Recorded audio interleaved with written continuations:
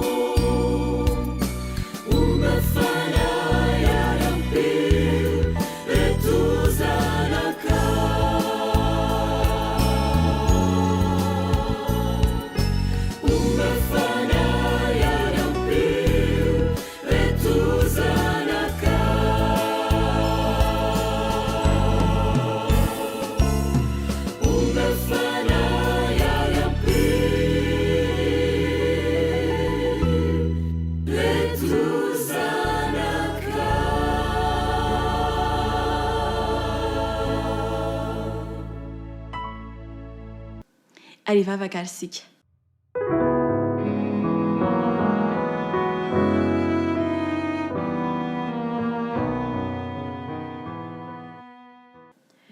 Ranazan-danitro mbola midera sy mankalaza trany anaranao izay mbola lehibe ny famindraponao taminay ka mbola tonga amin'izao fotoana izao indray izay anaranay ny teninao. Mitenena Jesosy eo fa meno ny mpanomponao. Amen.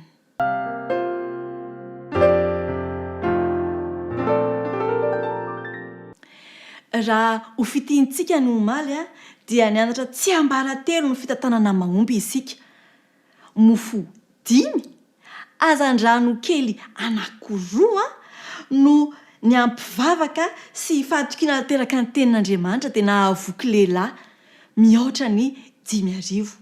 Zava-dehibe ny anaovantsika fanandramana ka ametrahantsika n'Andriamanitra ho loha laharana eo amin'ny fiainantsika mandrakizay. Lohateny iray vaovao indray ny ataona amintsika izay mino afa tena alinanao ihany koa izany. Famantarana ny maha-Andriamanitra an Jesosy. Fahagagana anankiray ihany koa izay nataon'i Jesosy ambony tany ity fahagagana anankiray ity dia nandehanany teny ambonin'ny rano izany. Mihaino finaritra ary tompoko.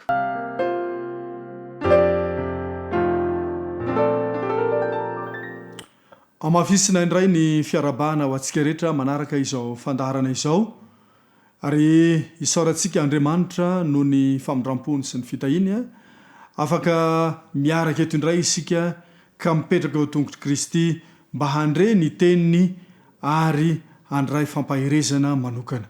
Mbola ao anatin'ny lohahevitra lehibe izay iarahantsika mandinika ao anatin'izao herinandro izao isika dia ilay lohahevitra manao hoe ireo fahagagana 7 ao amin'ny Filazantsara nosoratan'i Jaona.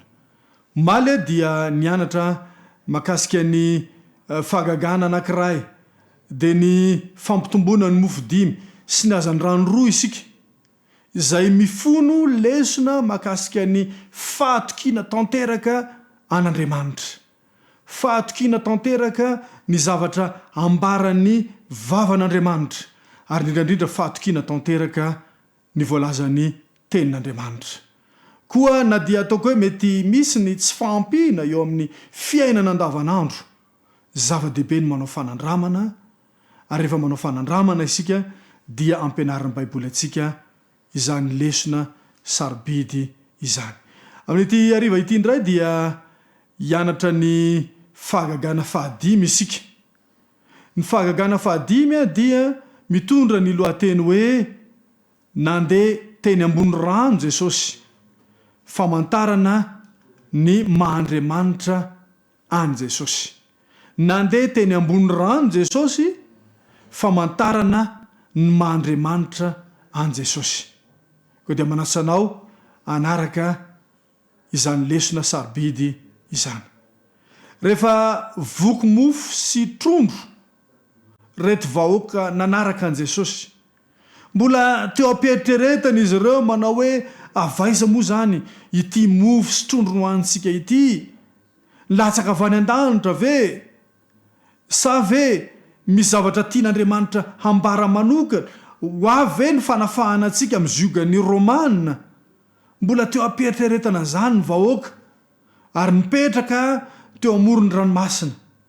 Ary misy sasany tamin'ireo vahoaka ireo mihitsy aza no nanofo hoe raha ohatra ka i Jesosy moa no lasa mpanjaka na izy no lasa filoham-pirenena, mety fahasambarana ho antsika rehetra satria tsy honona intsony zany isika.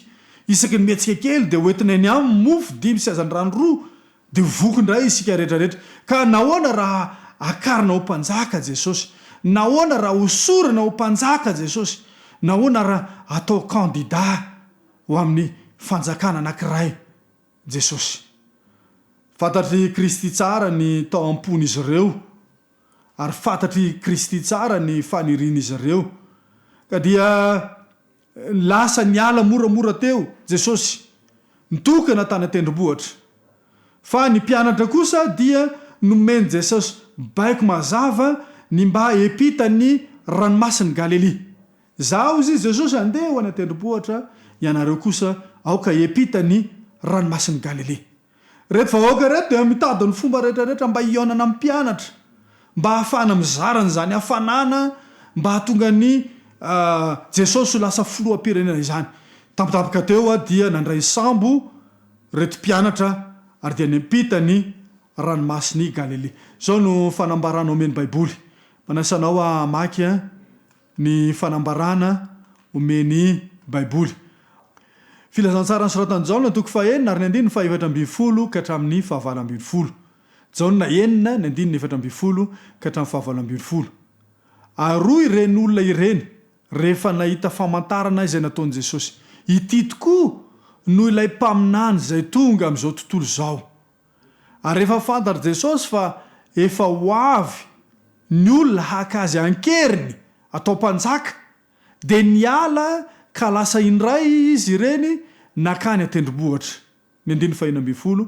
Ary efa hariva ny andro dia nidina ho any anaty ranomasina ny mpianany. Ary niondrana an-tsambo kely izy, nita ny ranomasina nakany Kapernaoma. Ary efa maizina ny andro tamin'izay, nefa Jesosy tsy mbola tonga tany aminy.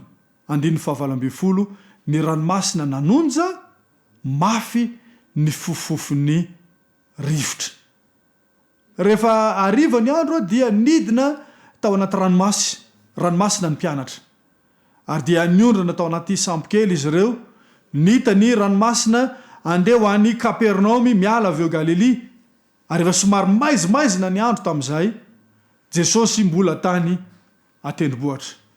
Ny akamarony reto mpianatra reto moa tsara ny alalantsika sy amerenana n'izany ao an-tsaintsika rehetra, fa saika matianina amin'ny resaka ranomasina mialohan'ny antsony Jesosy azy ireo mpianatra, dia misy amin'izy ireo ny tena hoe mpanarato ary miasa matianina eny amin'ny sambo sy ny ranomasina. Ary mialohan'ny angany reto mpianatra reto hiditra ao anatin'ny sambo, dia azo antoka fa nijery meteo izy ireo, nijery ny toetrandro izy ireo, ary namadibadika izy ireo hoe mety ve ny andanantsika amin'izao hariva izao. Ary dia indro ny roso ny dia, niditra tao anaty sambo ny mpianatra, ary dia epita hoe ny Kapernaoma miainga avy eo Galilea. Dia zao no fanambarana ao amin'ny Jaona toko 9 ary ny 20. Ary ny ranomasina ozy izy nanonja mafy ny fifofofon'ny rivotra. Rehefa nandeha izy ireo, ngamba tokony ho tonga any amin'ny 4 kilometatra any anatin'ny ranomasina any. Raha niainga izy ireo dia tsara ny rano, tsisy natahorana ny rano. Fa rehefa tonga tany ampovoan'ny ranomasina izy ireo, dia nivadika ny toetrandro. Nivadika ny toetrandro ka ny ranomasina nanonja noho ny rivotra, ary ny fofofo nenatanjaka ny rivotra, ary tady hiditra ao anatin'ny sambo kely ny rano. Reo amalala, misy lesona sarobidy izay tia ny ten'Andriamanitra resahana amintsika indray amin'ity hariva ity. Ny ranomasina manonja, ny rivotra mifofofo, dia entina ilazana ny fitsapana zavatsarotra fizahanttoetra eo amin'ny fiainantsika tsiraray avy. Raha mandeha ny sambo kely dia toa nisy fitsapana, ary toane mafy ny fitsapana sy ny fizahanttoetra sy ny zavatsarotra izay nosedrain'izy ireo. Ary mety mandalo an'izany koa angamba ny fiainantsika tsiraray avy. Mety mahatsiaro zavatsarotra, zavatra manahirana, mampitebitebo ny fo, ny saina isika tsiraray avy. Tiako anefa ny mampahery antsika rehetra amin'ny fomba manokana amin'ity hariva ity, fa ny rivotra mifofofo, ny ranomasina manonja, dia efa voarefin'Andriamanitra ireny rehetrarehetra ireny. Efa voarefin'Andriamanitra ny tafio-drivotra mahery izay mety hatrehantsika tsiraray avy, arakaraky ny fatrany finoatsika sy ny fatanjahan'ny finoatsika no andrefesan'Andriamanitra ny tafio-drivotra izay mandalo eo amin'ny fiainantsika tsiraray avy. Ho an'ny sasany mety 520 stadio, ny sasany mety 70 stadio. Fa ny zavatra azo antoka dia izao: tsy avelan'Andriamanitra hiady irery isika ao anatin'ny toe-javatra sarotra izay mety lalovantsika. Raha malala ny valanaretina izay mbola lalovantsika ankehitriny. raha malala ny zavatsarotra atrea antsika eo amin'ny fiainana andavanandro vokatra zany valanaretina izany kanefa tian'Andriamanitra ny mampahery antsika amin'ny fomba manokana amin'ity hariva ity fa efa voarefin'Andriamanitra ny tafio-drivotra mahery zay mety atrea antsika tsiraray avy ny ranomasina manonja zay mety lalova antsika ny fitsapana zay mety lalova antsika dia efa voarefin'Andriamanitra ka Andriamanitra no mamonjy antsika Andriamanitra no mijery ny fiainantsika zao no toy an'le vaky teny eo amin'ny 7:20 sy ny 9:20 Jaona 9:9 ary efa nivoy tokony 5:20 na 30 stadio izy dia nahitany Jesosy nitsangatsangany eny ambony ranomasina ka nanakaiky ny sambo kely dia natahotra izy fa hoy Jesosy taminy izao ihany aza matahotra rehefa tao anatin'ny zavatsarotra ny mpianatra dia tonga Jesosy namonjy azy rehefa tao anatin'ny fitsapana mamay ny mpianatra dia tsy nanalavitra azy ireo fa teo anilany mandrakariva Jesosy tiako ny mampahery antsika rehetra amin'ny fomba manokana fa tsy miala eo anilantsika Jesosy rehefa matoky azy tanteraka araka ny lesona ny anarantsika eo amaly isika tsiraray avy rehefa manao fanandramana ny amin'ny fametrahana an'Andriamanitra ho lohalaharana isika dia ho hitanao fa tsy miala eo akaikinao Andriamanitra na dia mety mahery arany rivo na dia mafy arany onjan-drano dia eo anelantsika mandrakariva Andriamanitra ny zavatra manaitra sy mahagaga ao anatin'ny fiarana amin'Andriamanitra dia izao indraindray misy izao ao anatsika ao indraindray dia mbola misy fieverantena ho zavatra ao anatsika ao ka rehefa mbola ireny fieverantena ho mavita ireny na mbola ao anatsika rehetrarehetra ao dia mbola mijanona Andriamanitra mbola mipetraka Andriamanitra mbola tsy miditra antsehatra Andriamanitra fa rehefa manomboka tsy manana fanantenana intsony isika rehefa manomboka tsy manana tokonaina intsony isika rehefa tsy manana fanantenana isika afa-tsy Andriamanitra ihany no antenaitsika dia miditra antsehatra amin'ny fomba mahagaga Andriamanitra ny atahoran'Andriamanitra mantsy dia izao rehefa tafita isika dia mieritreritra mandrakariva hoe izany navitan'izany ka ny formule ho amin'ny fiarahana amin'Andriamanitra ny raiki-poy amin'ny fanarana an'Andriamanitra dia izao rehefa manomboka 0 ny fanantenanao rehefa manomboka 0 ny tokonainao rehefa tsy manana antenaina intsony ianao rehefa miala ny fieverantena ho mavita ao anatinao dia miditra antsehatra ny fomba mahagaga ny tompo miditra antsehatra amin'ny zavatra rehetrarehetra Andriamanitra zany ny zavatra nisy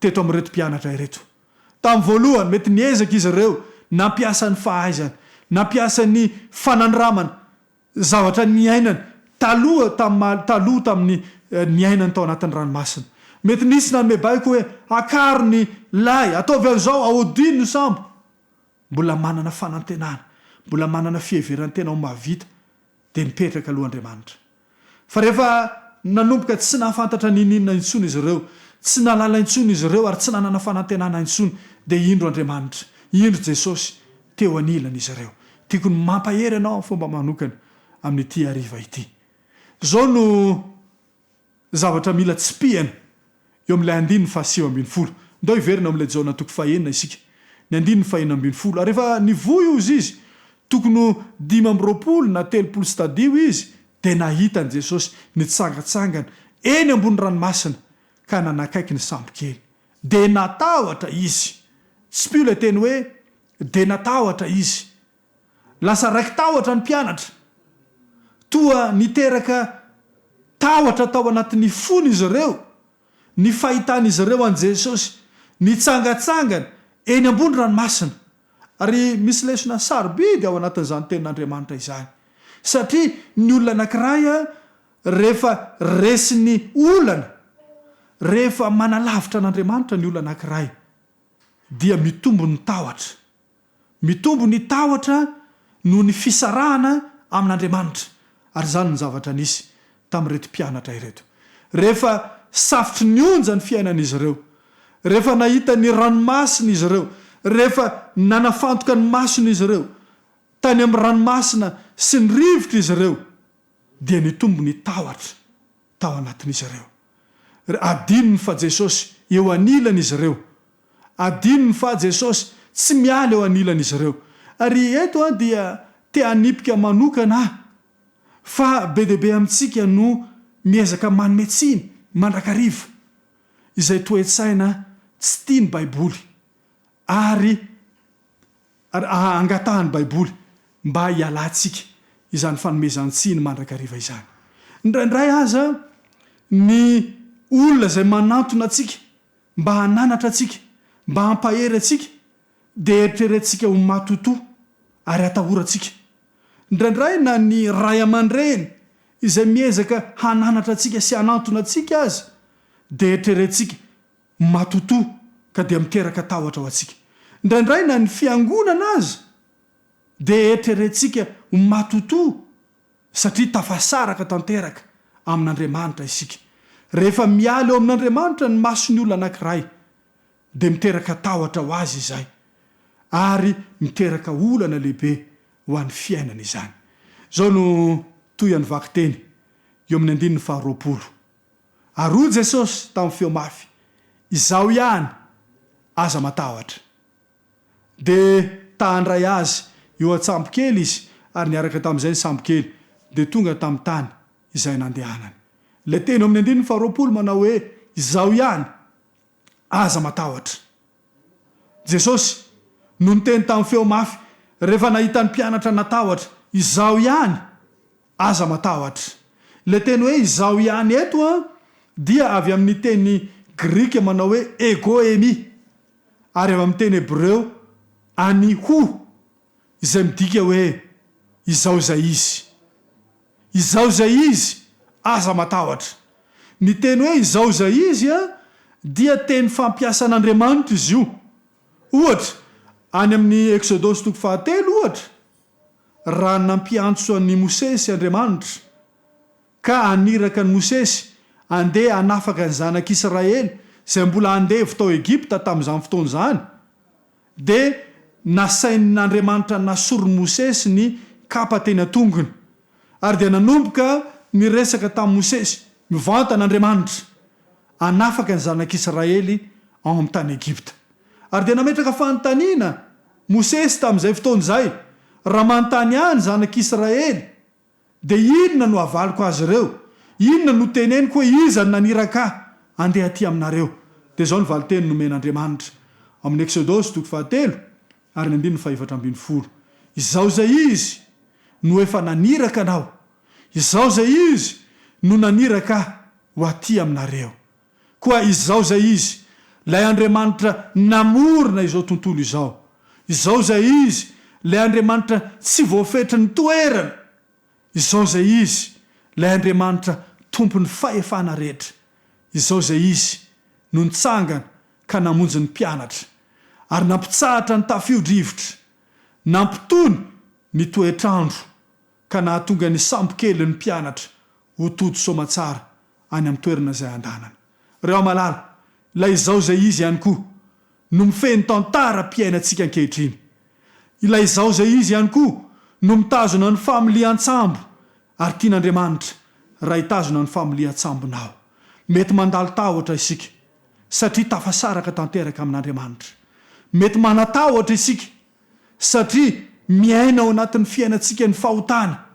Ny hoe aza matahotra dia miverina 20 ao amin'ny Filazantsaran'i Jaona ary miverina 590 ao amin'ny Baiboly. Izao zay izy no mifeny zavatra rehetra.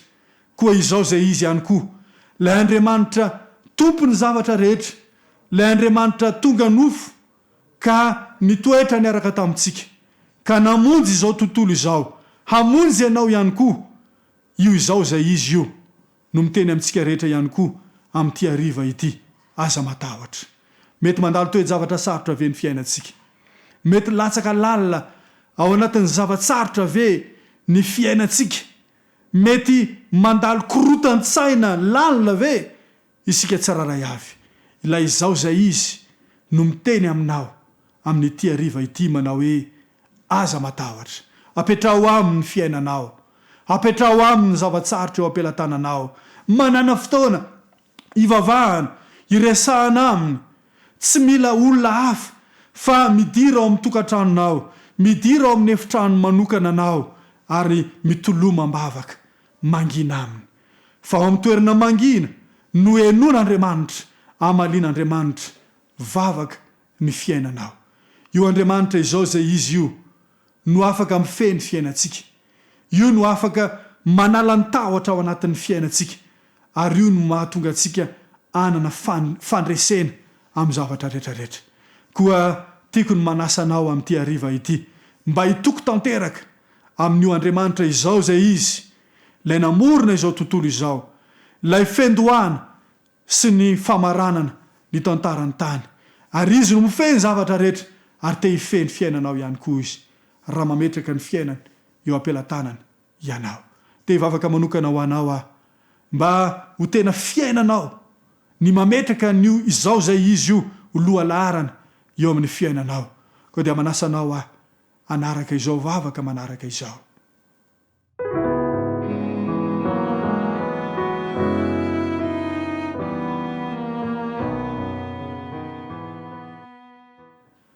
Vavaka isika tompoko. Andriamanitra rainay masina tsara indrindra ny an-danitra, misaotra noho ny lesona sarobidy izay nomenao anay tamin'ity hariva ity. Mianatra makasika ny fotoana nandehanan'i Jesosy teny ambony rano izahay. Raha ny mpianatra tao anatin'ny sambo kely saika hiletika noho ny amafy ny rivotra sy ny ranomasina, be deaibe koa ny olana manoloana anay, be deaibe ny zavatsarotra, ny fizahan-toetra izay mety andringotra ny fiainanay tsiraray avy. Mety aretina izany, mety tsy fampina izany, mety zavatra tsy voatanisa sy tsy takatra ny saina izany, ary indraindray raha mety ho kivy izahay, matahotra izahay. Fa amin'ity hariva ity, ny fanandramana ny ainan'ny mpianatra de ny antso sy ny aino an'ilay izao zay izy mifeny tantarany tany, mahafe ny toetr'andro, de io zao zay izy io ihany koa no antsonay amin'ity hariva ity. Hitanao ny mpanaraka an'izao fandarana izao, fantatrao ny toe-javatra atrehan'ny mpiaino. Tiako ny mivavaka ho an'ny mpiaino tsiraray avy tompo, mba handray anao izao zay izy, ife ny familian-tsambony, ka na eo ary ny toe-javatra sarotra, satria afaka mifandray aminao izahay, de tsy hanatahotra ary voaka mpandresy amin'ny zavatra rehetrarehetra izay ataonay. Ampianaro anay tompo ny mahatoky anao, ampianaro anay ny miantso anao, mivavaka aminao, mitalao aminao amin'ny fotoana rehetra, ka tonga anay anana fahazarana miara-dia aminao. Tompo, tononona, angatahana noho ny amin'ny anaran'i Jesosy izany, ary ho tanteraka amin'ny mpiaino rehetra. Amen.